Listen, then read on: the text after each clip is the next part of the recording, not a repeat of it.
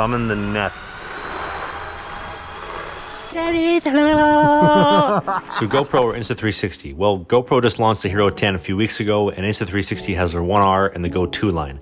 I use these cameras every single day to make my vlogs, document my hockey career, and I'm going to break down the pros and the cons for you right here. Which you should spend your money on: $650 for the Hero 10, $400 for the Go 2. GoPro Hero 10 versus the Go 2. Is it worth it? I'm going to tell you right now.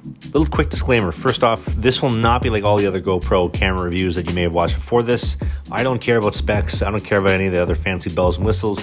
I just simply care about, does the camera get the job done and does it do it well? Also, I should let you know that I do work with Insta360. I test cameras early, I give feedback, and I do get paid if you use the link in the description to pick up a camera. However, this is my honest 2 cents. I use these cameras every day, and this is evident in the videos that I make on a daily basis. So let's start with the Hero 10. It's brand new. It launched 3 weeks ago, and I was super excited because, GoPro finally stepped up their game. A higher resolution, which means you can have the camera further away from the action. You can punch the video in afterwards when you're editing, and it'll still look good. More frame rates, so you can have some super sweet slow motion, and also a new lens that won't allow water droplets to stick to it. So when you're on the ice and somebody cuts into the ice, it blows snow at the camera. It won't ruin the image when you have all this snow that just quickly melted on the hot camera lens, and now it's all droopy and it looks gross. Overall, a bunch of features from the Hero 10 that I was really excited about.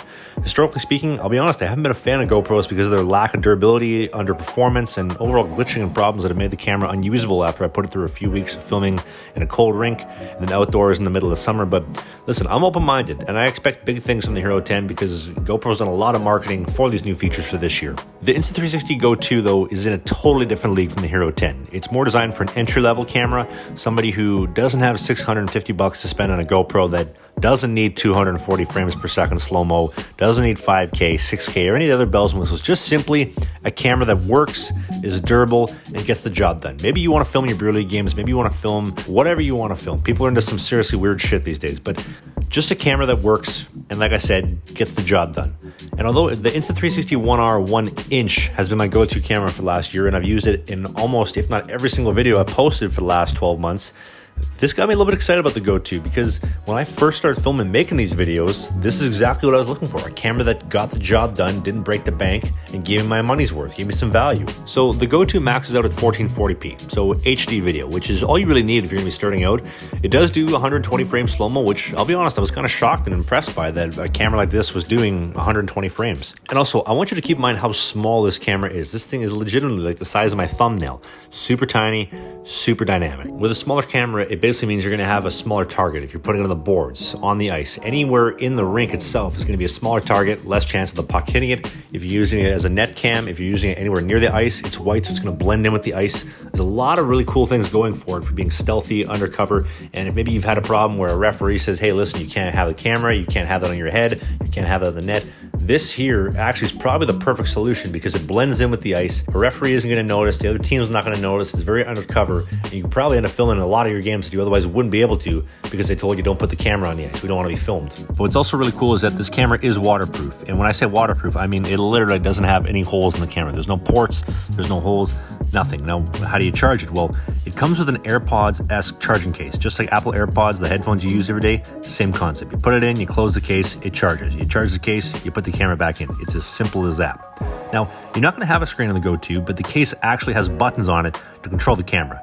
So you could use the mobile app if you want, but I don't think you want to be pulling out your phone when you're on the ice in the middle of an ice time or any of that kind of stuff. So you have the case, you pop it open, you press the start button, it opens up the camera, you press record. It's as simple as that. You press another button to change the camera modes. It doesn't get any easier. And it comes with mounts that make everything accessible with every single GoPro or Insta360 accessory that you've ever bought. So you don't need to buy any more, you don't need to throw out the old ones, they all work, and especially for the $400 price tag, 400 Canadian dollars that is, which is basically $3 US with a dollar these days.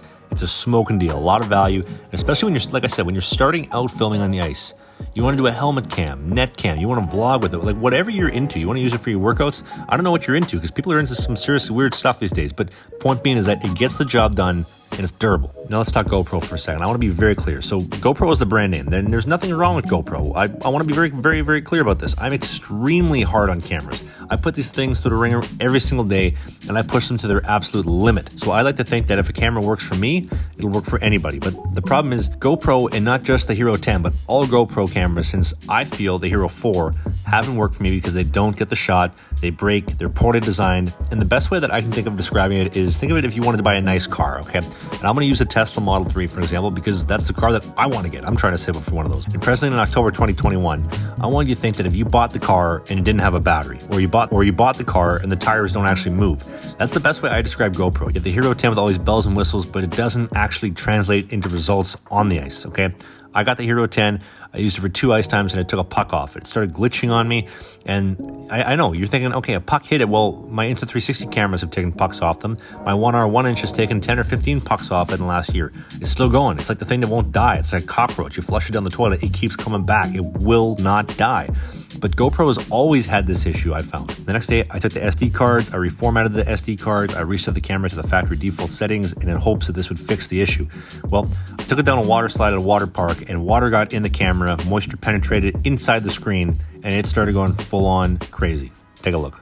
So when I talk about the GoPro having issues, I've had this thing for like literally 2 days. The battery's fried because the battery doesn't last very long. I have it plugged into charge. Watch how it glitches out. Power off, it's gonna come right back on again when I haven't told it to come back on. Look, I'm not touching anything.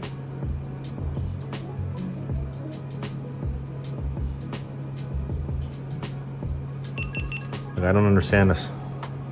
Like, this is part of the problem. You spend $600, $500 on a camera, and it doesn't want to operate properly. And it's also not charging. It tells you it's charging on the front screen, but it's not actually charging. We get some condensation happening on the screen. The thing's already out of whack. They have this like waterproof door. Well, they say it's a waterproof door.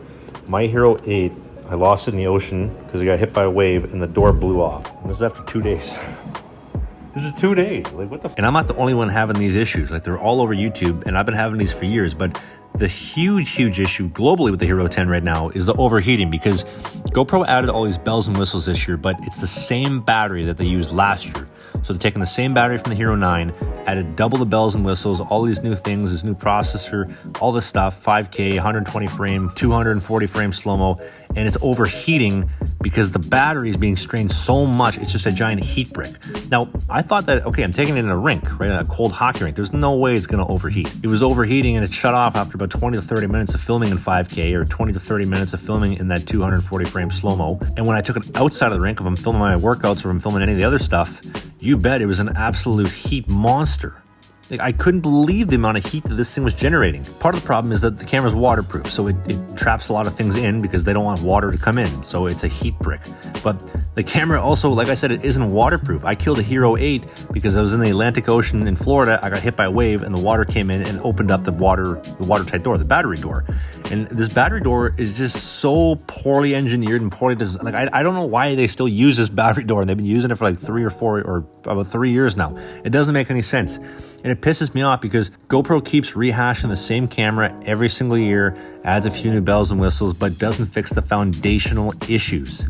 Putting a bunch of marketing behind it, they take your money and they run $650 for a camera that doesn't work, or $400 for a camera that does work, has good customer service. And to be honest, I put through the paces and I use these on a daily basis. This is how I make a living on YouTube. I make videos with these Insta360 cameras. Now, if money was an issue, I'd be telling you to get the 1R 1-inch because this camera is hands down the best in the market, but it's a little bit pricey, and especially if you're starting out right now, the Go 2 is probably going to be your best bet. It's cost effective, it's cheap, and it gets the job done. And if you want to pick one up, there's a link in the video description down below. You click on it, it's going to save you a couple bucks on the Go 2 or any Insta360 camera or accessory. You're going to be set, you're ready to go. So what camera are you using? Does it work? Does it not? Am I absolutely crazy? Whatever it is, let me know in the comments section below. And if you want to learn more about minor pro hockey in Europe, well, then I hope to see you in the next video. Talk to you later.